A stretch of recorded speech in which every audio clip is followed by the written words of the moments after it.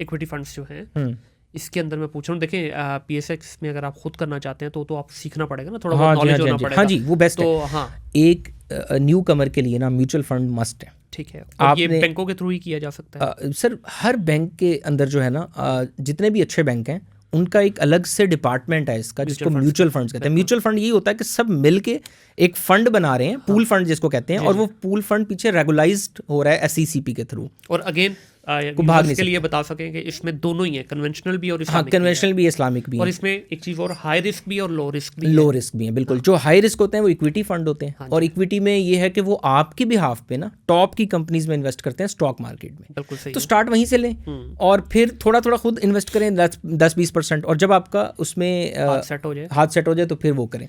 अच्छा, लास्ट पे मैं एक चीज़ आपको और बताऊं कि आपको पता है कि रियल स्टेट भी जो है ना वो स्टॉक मार्केट के थ्रू अब ली जा सकती है। अच्छा, वो कैसे जनाब? अच्छा, नई हाँ, कान खड़े हो गए। अब मैं आपको ये बता रहा हूँ कि रियल स्टेट पहले तो होता था ना कि आप स्टॉक के जरिए नहीं ले सकते थे। डॉलमेन मॉल कितना बड़ा है?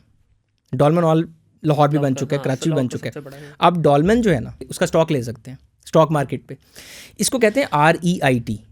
ठीक है, रियल स्टेट इन्वेस्टमेंट आगे ऐसे करके कुछ है। अच्छा, ये मतलब वो उस शेयर की मद में ही आएगा ना? हाँ, वो बेसिकली उन्होंने IPO कर लिया ना अपना। अब न्यू बहुत सारे आ रहे हैं।